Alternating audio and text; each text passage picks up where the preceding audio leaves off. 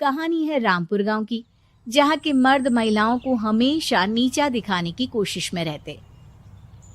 अरे अभी तक खाना नहीं आया, क्या मुझे एक और शादी करने की जरूरत है?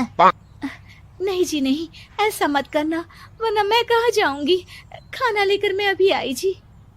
गांव की पंचायत में भी फैसले हमेशा औरतों के खिलाफ ही रहते। मैं जो फैसला सुनाता हूँ वो भगवान की आज्ञा होती है। इस लड़के ने अपने मन से शादी करके अच्छा नहीं किया। लड़के को घर भेज दो और इसकी शादी इसकी जाति की किसी लड़के से करवा दो, लेकिन ये लड़की, इसे तो गांव के बाहर निकाल दो। नहीं नहीं जमींदार साहब, ये क्या बोल रहे हैं? ऐसा नहीं हो सकता। मेरी बेटी मासूम है, इसे अच्छे बुरे की समझ नहीं है। अरे कहाँ जाएगी ये बेचारी? कहाँ जाएगी? इतनी चिंता है तो पूरे परिवार का गांव निकाला कर देते हैं। बेचारे पूरे बसे बसाए परिवार को गांव छोड़ना पड़ता है। चाहे जो हो, अगर बेटियों को कंट्रोल नहीं कर सकते तो गांव में रहने का कोई मतलब नहीं है। यहाँ औरतों को दब कर रहना होगा। कोई भी अपने हिसाब से कुछ नहीं कर सकता, सब ईश्वर की मर्जी से ही होगा। तभी गांव का एक आदमी दौड़ा दौड़ा आता है। सरपंच साहब, जमींदार साहब, वो कालिया है ना, उसकी बेटी पढ़ने के लिए शहर जा रही है। अच्छा, ये कब हो गया? और कालिया की हिम्मत कैसे हो गई ऐसा करने की? लेकर आओ उसे और उसकी बेटी को।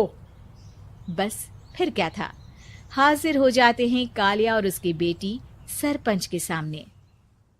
और कालिया, ये क्या सुनने में आ रहा है? बेटी को इंजीनियर बना रहा है तू? और ये बता, गांव में तो स्कूल नहीं है, फिर कहां से इतनी क्लास पास कर गई तेरी बेटी?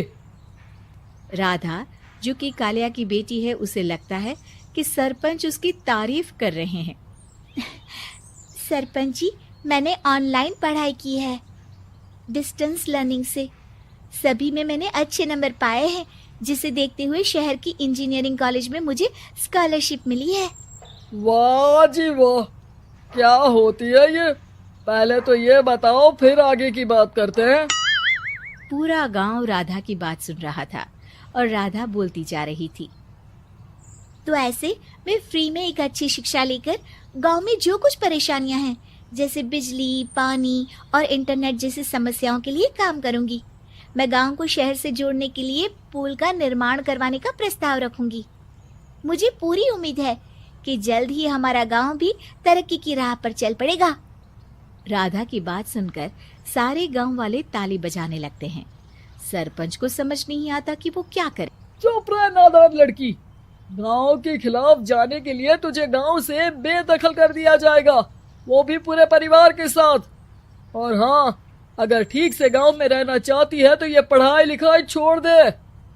हम तेरे लिए गांव का कोई होनहार लड़का देखेंगे। तभी गांव का एक आदमी बोल पड़ता है। अरे नहीं नहीं सरपंच जी, राधा बिटिया जो बता रही है, अगर वैसा हो जाए तो हम लोगों को पैसा कमाने के लिए बाहर नहीं जाना पड़ेगा। हाँ जी, और ना ही कोसों दूर पानी के लिए भटकना पड़ेगा। हमारे बच्चे भी अच्छी पढ़ाई कर सकेंगे और आगे बढ़ेंगे, ना कि हमारी तरह खेती करते बैठेंगे। क्यों गांव वालों, राधा बिटिया का साथ देना चाहिए ना। सरपंच देखता है कि गांव राधा के साथ है तो वो चुप हो जाता है। वो घर आकर अपने सलाहकार से बात करता है, जो बहुत ही चालाक किस्म का इंसान होता है। अरे सरपंच साहब, आपको बहुत ही होशियारी से काम लेना पड़ेगा। एक बार गांव तरक्की कर गया, यहाँ के बालक पढ़ लिए तो कोई ना पूछेगा आपको। और फिर ये जो बेटा और बेटी है ना आपके, इनको भी आम लोगों की तरह ही जीवन जीना होगा। हाँ, लेकिन करे तो क्या करे? वो ना आप मुझ पर छोड़ दीजिए, बस मैं जैसा बोलूं करते जाइए।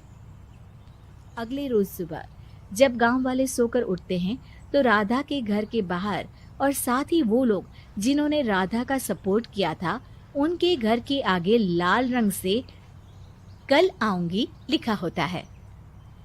कल आऊंगी, यह क्या होता है? अरे यह तो खून से लिखा है, लगता है कोई भूत प्रेत या चुड़ैल का साया है। चलो सरपंच जी के पास चलते हैं।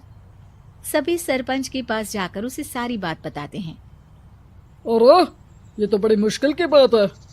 चलो मैं एक बाबा को जानता हूँ, उन्हें बुला लेता हूँ। सरपंच बाबा को लेकर गांव के घर के बाहर जाता है। ओहो, तो ये वो चुड़ैल है जो उन लोगों को निशाना बनाते हैं जो गांव को बदलने का सपना देखते हैं। वो गांव को ऐसे ही संपन्न देखना चाहती है। वो नहीं चाहती कि कोई बाहरी यहाँ का कायाकल्प करे।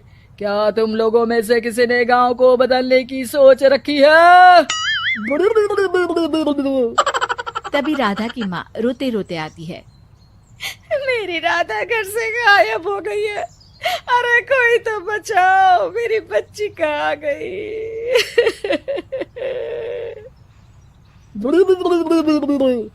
ले गई वो चुड़ैल, तेरी बच्ची को ले गई।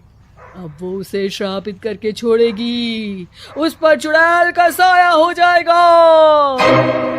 तभी बुरी सी हालत में राधा भी वहां आ जाती है। उसके बाल चुड़ैल की तरह फैले होते हैं और कपड़ों में खून लगा होता है। सभी राधा को देखकर डर जाते हैं। माँ, पता नहीं मुझे कौन उठा कर ले गया था।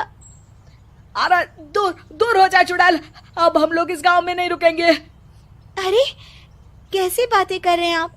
कल तो आप मेरे भरोसे गांव का हुलिया बदलने, अपने बच्चों को पढ़ाने और तरक्की उन्नति की बात कर रहे थे, तो आज क्या हो गया आपको? ये फिर तुम लोगों को बहकाएगी।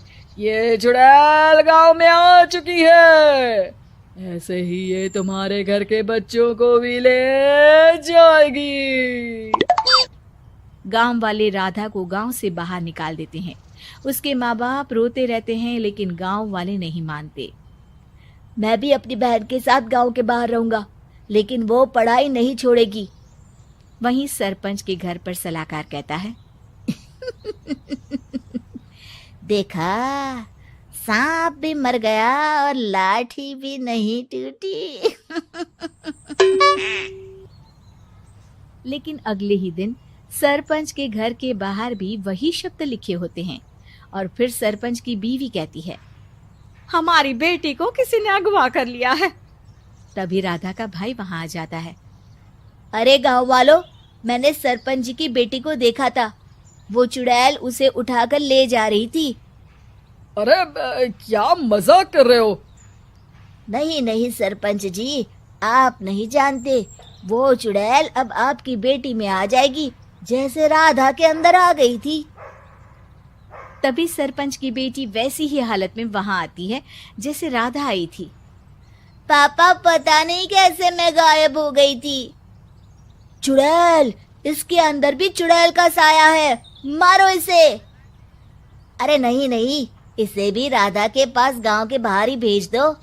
अरे चुप रहो, मेरी बेटी कहीं नहीं जाएगी और चुड़ैल वुड़ैल कुछ नहीं होता है। अरे कैसे बात कर रहे हो सरपंच जी? आप तो बोल रहे थे कि आपका फैसला भगवान का ज्ञान होता है, तो अपने पर बात आई तो अब आप ऐसे बोल रहे हैं। अरे ना ना ना, आपको अपनी बेटी को त्यागना ही होगा। अरे बुलाओ बाबा को। राधा का भाई बाबा को ले आता है, जिसे अब गांव वालों के डर के कारण सच बोलना पड़ता है। मैं कोई बाबा नहीं हूँ, मैं तो मोची था। ये सलाहकार महोदय ने मुझे कहा था एक्टिंग करने को। अब वो मुझे पैसे देने वाले हैं। अब मुझे माफ कर दो। गलती हो गई, मुझे माफ कर दो। तभी वहां राधा आ जाती है। देखा सरपंच जी, जब गांव के बच्चे साक्षर होंगे तो आप जैसे लोगों की चालाकी नहीं चलेगी।